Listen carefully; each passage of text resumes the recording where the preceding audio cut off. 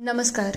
आजच्या भागामध्ये जर मी शॉर्टमध्ये सांगितलं तर इंद्रायणीला श्रीकलाचा वडील भेटतात, पण त्याच्यामध्ये खूप सारे कन्फ्युजन आहेत. आणि दुसरीकडे श्रीकला अक्षरशः करिश्माचे हाल करते, तिला झाडावरून डायरेक्टली उडी मारायला लावते. खतरनाक आहे तिचं सगळं. पण ठीक आहे, चला बघूया आजच्या एपिसोडमध्ये काय काय घडते. नमस्कार. आजच्या भागात आपण बघणार आहोत इकडे श्रीकलाचे वडील इंदूला भेटलेले असतात. तेव्हा इंदू म्हणायला लागते, आजोबा तुम्ही काळजी करू नका, बाबा आमचा रांगडागडी आहे ना, हा तुमची नक्कीच मदत करेल, एका झटक्यात हे सगळं घेऊन तुमच्या घरी जाईल. तेव्हा तो म्हणतो, मीच करायचं आहे का, चला चला बाबा, मी तुमचं हे बोरी आहे ती घेऊन जातो. लगेच इम्रानच्या डोक्यावरती ती लाकडांचं पूर्ण हे टाकून सगळे घरी जायला लागतात. तर दुसरीकडे इकडे श्रीकलाला खूप आनंद होत असतो की करिश्मा माझं सगळं ऐकत आहे. तेवढ्या ती म्हणते, थांब, एक काम कर, आता या झाडावरती चढ. लगेच तिचं ऐकता करिश्मा पूर्ण झाडावरती चढते. ते बघता ती म्हणायला लागते, आता एक काम कर, झाडावरती चढून माकडासारख्या गोष्टी कर, तिथे जाऊन माकडासारखा डान्स कर, त्याचा आवाज काढ.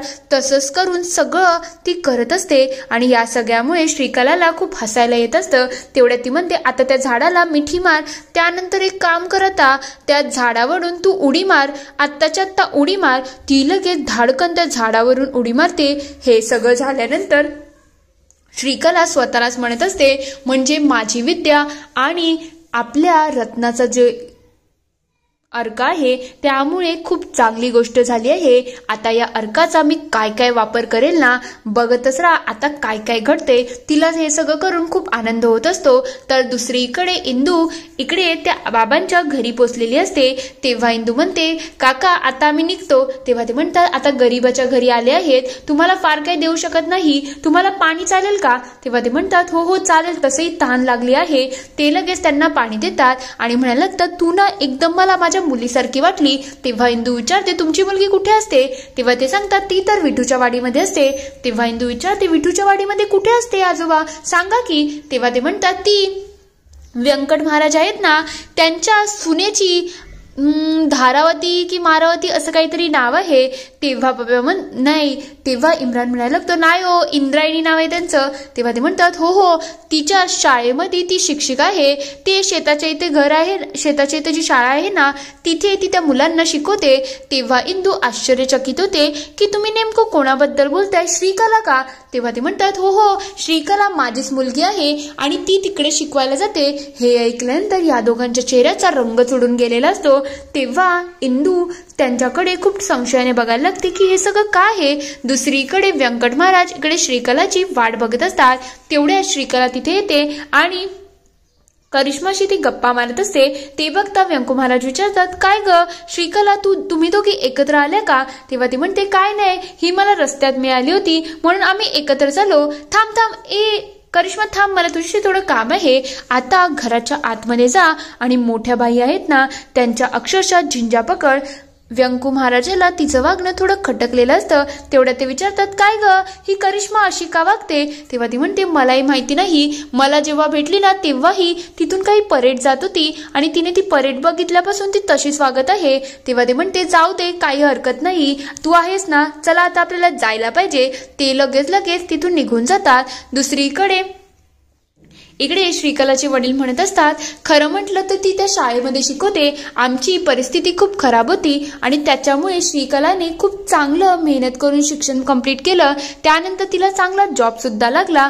पण कसं आहे माहिती का, जेव्हा तिने या सगळ्या जॉबचा मोठ्या पोस्टचा विचार केला तेव्हा तिच्या मनामध्ये एकच गोष्ट सुरू होती की आपल्यासारख्या गरीब मुलांची मदत करायला पाहिजे, म्हणून तर ती त्या गावातल्या शाळेमध्ये शिकवायला गेली आहे. तेव्हा इंदू विचारते, पण काका मला एक सांगा, श्रीकलाने जो फॉर्मवरती ॲड्रेस दिला आहे तो आणि तुमचं घर वेगळं आहे ना. तेव्हा ते म्हणतात, हो हो बरोबर असेल, कारण की ते तिथल्या गावातलं गणेशचं घर आहे ना, तिथे कसं पोस्टमॅन चिठ्ठी टाकत असतो, पण आता इथे चिठ्ठी तर येणार नाही ना, त्याच्याचमुळे आम्हाला थोडी तडजोड करायला लागते आणि मी गावात गेलो ना की मी चिठ्ठ्या घेऊन येतो. श्रीकला आधीमध्ये मला पत्र लिहिते. तुम्हाला माहिती आहे का, तिचा आता व्यंकू महाराजांच्या मुलाशी लग्न सुद्धा ठरलं आहे.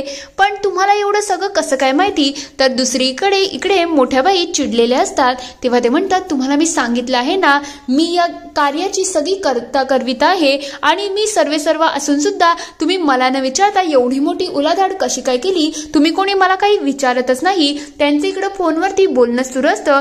तेवढ्यात तिथे मागून करिश्मा येते आणि मोठ्या बाईंच्या अक्षरशः झिंजा पकडते. तेव्हा मोठ्या बाई म्हणतात, माझ्या शेंड्याला कोणी हात लावला? हे काय चाललंय तुझं? तेवढ्यात तिथे नारायणी येते आणि म्हणलं, ते आई तू हिच्यावरती का हात उचलायला चालली? तेव्हा ती म्हणते, हिने माझ्या शेंड्यात हात घातला आणि माझा शेंडा सोडण्याचा प्रयत्न केला. करिश्मा त्यांच्याकडे खूप रागाने बघत असते. तेव्हा मोठ्या बाई म्हणतात, हिला काही भूतभीत झपाटलं का? हिच्या आईला जाऊन सांग हिला वारं घुसलं आहे. तेव्हा नारायणीताई म्हणतात, करिश्मा चल माझ्या बरोबर. तेवढ्यात करिश्मा त्यांच्या हातामध्ये सरबत बघते आणि ते सुद्धा खेचायला लागते. ते बघता मोठ्या बाई म्हणायला लागतात, ही तर किती हावरट आहे ना, सगळ्याच गोष्टी हावरटासारख्या व्हाव्या असतात. आत्ताच्या आत्ता इथून घेऊन जा. नारायणी लगेच तिला जबरदस्ती तिथून घेऊन जाते.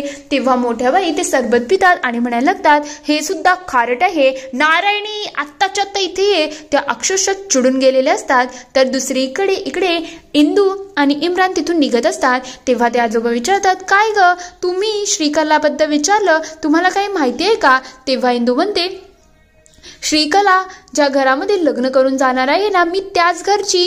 तेवढ्यात ते मागे वळतात. तेव्हा श्रीकलाचा तिथे आवाज आलेला असतो. श्रीकलाचा आवाज ऐकतात या दोघांच्या चेहऱ्याचा रंग उडून जातो की श्रीकला इथे कशी काय? श्रीकला, गोपाळ, व्यंकू महाराज, शकुंतला काकी सगळे तिथे आलेले असतात.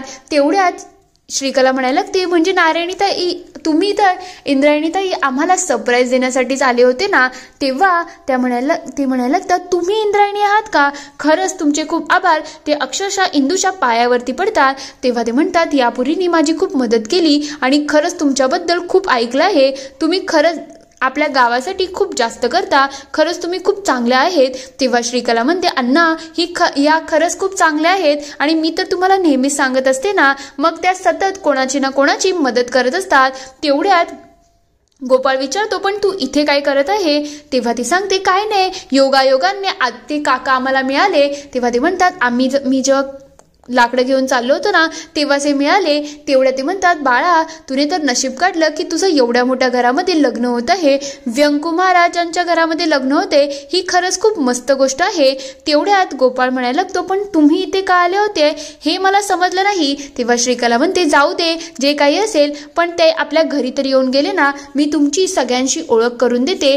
हे आहेत व्यंकू महाराज आणि शकुंतलाई. त्यानंतर हा माझा होणारा नवरा आहे डॉक्टर गोपाळ दिग्रजकर. तेवढ्या ते दोघं येतात आणि त्यांच्या पायावरती डोकं ठेवतात. ते बघता इंदूला काय करू असं झालेलं असतं, कारण की व्यंकू महाराज तिच्याकडे खूप रागाने बघत असतात आणि श्रीकलाला खूप आनंद होत असतो की फायनली मला जे पाहिजे ते होत आहे. आणि आता तुझ्या चेहऱ्यावरती जे 12 वाजले आहेत ना, त्याचं तर मी पुरेपूर भांडवल करेल. थोड्या वेळानंतर इंदू मंदिरामध्ये जाते आणि जसंच ती व्यंकू महाराजांना बघते ती नजर चुकून तिथून जायला लागलेली असते. तेव्हा व्यंकू महाराज म्हणतात, तुला कधीपासून माझ्यापासून नजर चुकवायला लागली? मला खरं खरं सांग, तू तिकडे श्रीकलाच्या घरामध्ये का गेली होती? तेव्हा ती म्हणते, काय नाही व्यंकू महाराज, खरंच योगायोगाने गेली. मला तिची विचारपूस करायची होती की घरामध्ये कोण आहे आणि कोण नाही. तेव्हा ते म्हणतात, खोटं बोलू नको इंदू, तुला खोटं बोलता येत नाही. तुला माहिती आहे ना, मी नेहमी तुझ्या पाठीशी उभा राहिलो आहे. पण जेव्हापासून श्रीकला आणि गोपाळचं लग्न ठरलं आहे ना, तेव्हापासून तू प्रत्येक गोष्टीमध्ये खोडा का घालत आली आहे? तुला काही गोपाळचं सुख बघवत नाही का? मला तर खरंच समजत नाही तू त्या श्रीकलाच्या बाबतीत का पूर्वानुग्रह करून बसली आहे, ज्याच्यामुळे तू त्यांच्या लग्नामध्ये स्वतःहून विघ्न आणत आहे. तू तिथे जाऊन काय सिद्ध करायला गेली होती की श्रीकला चुकीची आहे का? तेव्हा इंदू म्हणते, नाही ना व्यंकू महाराज, तुमचा काहीतरी गैरसमज होत आहे. तेव्हा ते म्हणायला लागतात, माझा काहीच गैरसमज होत नाही. तुझ्या मनामध्ये नेमकं आहे काय ते मला समजायला पाहिजे. तू त्या श्रीकलाच्या बाबतीत प्रत्येक गोष्टीमध्ये का खोडा घालते? तुला काही कोणाचं सुख बघवायचंच नाही का? लहानपणापासून तुझ्यावरती कितीतरी आरोप झाले, पण नेहमी मी तुझ्या पाठीशी खंबीरपणे उभा होतो. पण आता माझ्या पोराचं लग्न होत आहे, मग त्यामध्ये तू प्रत्येक गोष्टीमध्ये का आडकाठी घालते? मला खरं खरं उत्तर दे. तेवढ्यात गोपाळ तिथे येतो आणि म्हणतो, मी सांगतो हिच्या मनामध्ये काय चाललं आहे. तुम्हाला खरं खरं सांगतोय की काही दिवसा पहिले ही माझ्याजवळ सुद्धा आली होती आणि मला सांगितलं होतं की श्रीकलाशी लग्न करू नको, ती चांगली मुलगी नाही. तेव्हा हे ऐकल्यानंतर व्यंकू महाराज विचारतात, इंदू हे सगळं खरं आहे का? तेव्हा इंदू म्हणायला लागते, खरंच मी त्याला बोलली होती कारण की मला गोविंद महाराजांनी तेव्हा व्यंकू महाराज अजूनच चिडतात आणि म्हणतात, काय चाललंय तुझं, माझ्या वडिलांचं नाव मध्ये घ्यायचं नाही. आणि इंदू, मी तुला एक गोष्ट स्पष्टपणे सांगतो, याच्या पुढे जर श्रीकलाच्या बाबतीत तुने काहीही आडेवेडे घेतले ना तर माझ्यापेक्षा वाईट कोणीच नसणार आहे. हे ऐकल्यानंतर गोपाळला खूप आनंद होत असतो की फायनली आता इंदूचा पत्ता कट झाला आहे. पुढील भागात आपण बघणार आहोत. इकडे पोपटराव म्हणत असतात, श्रीकला काहीही झालं ना तरी ते दिग्रसकर पूर्णपणे बर्बाद व्हायला पाहिजेत, त्यांच्या घराचा नासाडा व्हायला पाहिजे. तेव्हा ती म्हणते, तुम्ही काळजीच करू नका, मी असा प्लॅन रचला आहे ना की सगळं आपल्या बाजूनच होईल. तर दुसरीकडे गोपाळ म्हणायला लागतो, एक गोष्ट आठवण ठेव, यानंतर आमच्या दोघांच्या मध्ये यायचं नाही आणि उद्या लग्न आहे तर लग्नासाठी रेडी हो. हे ऐकल्यानंतर व्यंकू महाराज आणि इंदूच्या चेहऱ्याचाही रंग उडून जातो की उद्या लग्न आहे म्हणजे याला नेमकं बोलायचं तरी काय आहे. इथे हा पूर्ण एपिसोड संपतो. आता उद्या लग्न आहे म्हणजे हा गोपाळ कोर्ट मॅरेज तर करून सगळं करणार नाही ना. तुम्हाला काय वाटतं ते मला कमेंटमध्ये नक्की कळवा. व्हिडिओ आवडला असेल तर लाईक, शेअर आणि सबस्क्राईब करायला विसरू नका. Thank you for watching.